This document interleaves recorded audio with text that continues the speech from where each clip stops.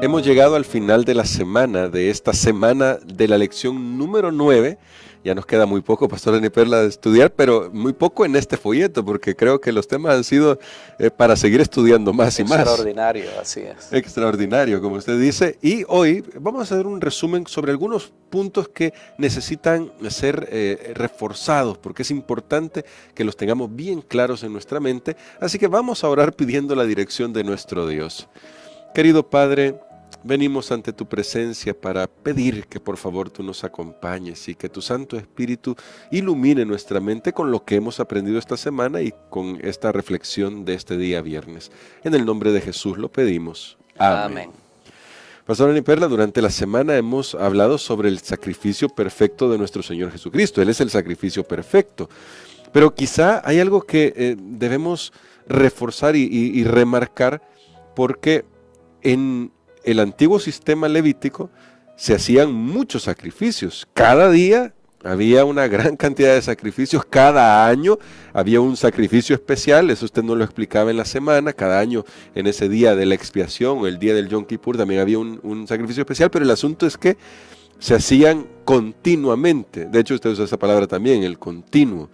En ese sentido, ¿cuán diferente y grande y más grande es la realidad del sacrificio de nuestro Señor Jesús? Muy bien, una de las verdades fundamentales que encontramos en el Nuevo Testamento y ahora especialmente en la carta a los Hebreos es que el sacrificio de Jesús fue una vez para siempre. Amén. O sea, no se puede repetir, es suficiente lo que Él realizó en la cruz del Calvario. Y me gustaría examinar algunos textos, claro, porque se usa esa palabra repetidamente aquí en la carta a los Hebreos.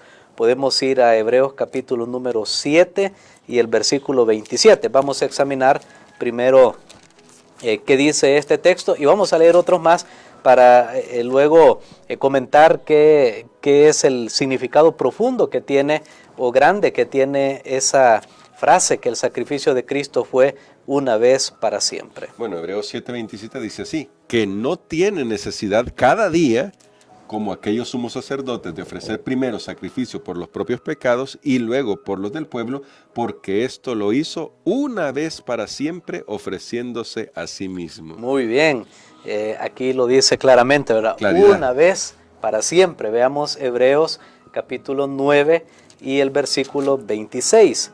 Que son los textos que estuvimos estudiando esta semana. Así es, el verso 26 dice así: de otra manera le hubiera sido necesario padecer muchas veces desde el principio del mundo, pero ahora, en la consumación de los tiempos, se presentó una vez para siempre por el sacrificio de sí mismo para quitar de en medio el pecado. Muy bien, ahí tenemos otra vez esta palabrita, Hebreos 9:28. Es allí mismo, en el mismo capítulo. Sí. Y que dice así: así también Cristo fue ofrecido una sola vez para llevar los pecados de muchos y aparecerá por segunda vez sin relación con el pecado para salvar a los que le esperan. Y Hebreos 10:10, creo que ahí vamos a completar. Bueno, Hebreos 10:10 dice: en esa voluntad somos santificados mediante la ofrenda del cuerpo de Jesucristo, hecha una vez para siempre. Muy bien, entonces vemos que hay una repetición de esa frase. Yo noté qué significa esa palabra, hapax, una vez para siempre, que la vemos constantemente aquí. Por ejemplo, esta palabra puede hacer referencia a un evento universal, irrepetible. Ese es un concepto, no se va a repetir. No se puede repetir. También puede hacer referencia o hace referencia a un evento absoluto, o sea, es para todos los tiempos. O sea, no necesitamos que Jesús venga a morir en el 2025 para los del 2025, no. O que Él murió allá en el año 100 del principio de este mundo, aunque no sabemos el inicio, pero para poner un número, no. El sacrificio de Cristo es absoluto en el sentido que el día que lo hizo sirvió para todos aquellos que vivieron antes de Él y aquellos que vivimos posteriormente. Muy bien. Otro uso de esta palabrita es que es un evento inclusivo, o sea, es para toda la gente, es para toda la gente. Y esa es una buena noticia, porque la sangre de Cristo es para todo ser humano. Amén. Nadie puede decir, a mí la sangre de Cristo no me puede hacer efecto. Si usted lo deja, si yo lo permito, va a ser para nosotros también. Y tiene también el sentido de finalidad, o sea, es un evento de finalidad. Quiere decir que una vez para siempre significa que soluciona el problema. ¿Cuál era el problema? Lo vimos esta semana, el pecado. El pecado, el problema sí. es el pecado, ese es el gran problema. Pero el sacrificio de Cristo es una vez para siempre. Así que es necesario recalcar y enfatizar esto, porque no hay otra manera, no hay otra cosa, no la habrá, solamente el sacrificio de Cristo Jesús. Y por eso esta palabra tiene ese énfasis, es una vez para siempre, es para todos, es universal, es la solución, también es irrepetible, es para todas las personas, para todas las épocas. No hay otro sustituto al sacrificio de Cristo Jesús, es el único camino para la salvación. Ni aún nuestras buenas obras no nos pueden hacer merecer la salvación. El camino al cielo es el camino de la cruz. Amén, el camino de la cruz. Y hablando de este camino, el camino de la cruz, porque me gustaba cómo lo destacaba esto, pastor, estos 4 elementos que están en esta expresión una vez para siempre. Ahora debemos plantearnos cuánto debería valer para nosotros la cruz, es decir, cómo deberíamos admirar la cruz de Cristo en consideración también del contexto de lo que estudiamos esta semana, que es el juicio de Dios. Es decir, como usted decía, eso es para siempre, es absoluto, nos abarca a todos, pero eso no elimina el juicio. ¿Cómo está relacionada la cruz de Cristo y nuestra necesidad de Él con ese evento que se está llevando a cabo en el cielo? Muy bien, una verdad muy poderosa, estaba pensando en eso, hoy que estaba manejando más temprano, estaba pensando en que todos nosotros nos vamos a confrontar con el juicio de Dios. Así es. Dios, ante la emergencia del pecado, Dios no podía hacerse el desentendido. Vamos a usar esa frase. Dios tenía que reaccionar ante la existencia del pecado. Comenzó en el cielo, reaccionó. La Biblia dice, fue expulsado Lucifer con todos sus ángeles que le creyeron a él. Aquí en la tierra, cuando Adán y Eva pecó, Dios llegó inmediatamente, Dios reaccionó.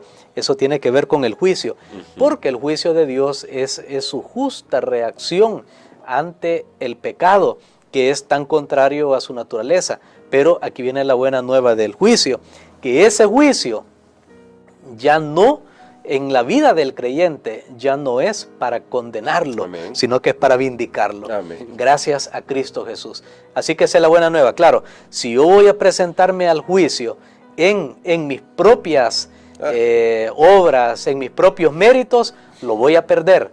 Pero si voy a ese juicio invocando a mi representante, que es Cristo Jesús, entonces ese juicio lo tengo ganado, gracias a Dios. Amén. Eso que usted decía, pastor, creo que resume muy bien lo que también el profesor Moscala escribe en la lección, que se toma en la lección.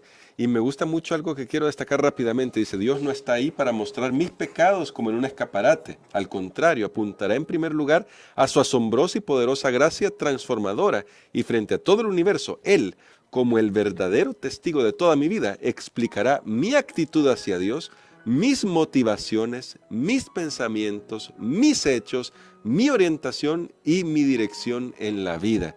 Y me detengo ahí, aunque la cita es un poquito más extensa, por un elemento que habla acerca de las motivaciones. Pastor, ¿por qué el simple hecho de hacer sacrificios? Es decir, porque algunos podrían decir, bueno, pero entonces si yo también hago mis sacrificios, y usted ya decía, si nos presentamos con eso, no vamos a ganar el juicio, pero ¿por qué el simple hecho de ofrecer sacrificios a cambio de perdón y salvación no es algo que los seres humanos podamos hacer teniendo en cuenta la gravedad del problema del pecado? Es que sí, existen los sacrificios en la vida del creyente. De hecho, Romanos 12 dice, presentemos nuestros cuerpos como un sacrificio vivo. No tenemos que morir. Pero también la Biblia habla de sacrificios de alabanza, etcétera. Recordemos que somos sacerdotes, juntamente con nuestro sumo sacerdote que está en los cielos. Pero el sacrificio del creyente, todos estos sacrificios que está mencionando la Biblia del creyente, ya no son para ganar la salvación, Amén. sino que hoy voy a presentarlo en otro concepto. Son una extensión de la salvación que Dios está obrando en nuestra vida. O sea, ¿por qué el creyente hace sacrificio? ¿Para qué? Es para extender a otras personas el amor de Dios. Amén. Ese es el propósito. De hecho, si pudiera resumir todo este tema de del papel de las obras, Sí. El papel de las obras sí existen en la vida del Claro que creyente. No digamos que no. Algunas veces, y voy a hacer aquí un énfasis, hermano Gerson, algunas veces yo he dicho desde este mismo estudio, desde este mismo repaso, nuestra obediencia no nos salva. Y es cierto, nuestra obediencia no nos salva, pero no estoy diciendo que no hay que obedecer. Correcto. Estoy diciendo que no es la base de la salvación. También he dicho, nosotros no podemos obedecer la ley de Dios por nosotros mismos. Porque aunque yo la obedezca en mis propias fuerzas, es como trapos de inmundicia, mi justicia. La Biblia lo dice bien claramente. Pero no estoy diciendo que no tenemos que obedecer, sino que ahora lo que cambia es esa palabrita que usted usó, la motivación. Por eso me detuve ahí en ¿Qué me eso. motiva a obedecer? Es ahora que Cristo vive en mí. Es ahora que el amor de Cristo no se queda encerrado en mi vida, sino que se manifiesta a lo demás. Entonces, el papel de las buenas obras, si podemos dar unos 2 o 3 puntos, es en primer lugar, las buenas obras están en la vida del creyente para mostrar que la fe es verdadera. Amén. Si la fe es genuina, habrá obras. Habrá acción. Si la fe no es genuina, no hay obra. Entonces las obras son como un termómetro que me ayuda a evidenciar en mi vida que mi fe es genuina. Amén. Así que, pero si mi fe es genuina, eso es lo que me salva, es la fe en Cristo. Las obras serán un resultado, un fruto, lo que se ha dicho muchas veces, las obras son el fruto. El fruto no se esfuerza para hacer fruto, simplemente fruto porque es un producto, es un resultado final de que hay un árbol, de que está recibiendo nutrientes, etc. Otro propósito de las buenas obras es que ayudan para que otros puedan ver a Dios en nosotros. Amén. Y eso es lo que Jesús dijo. En esto he glorificado a mi Padre, en que llevéis muchos frutos y seáis así mis discípulos. El creyente debe tener obras de amor y de justicia.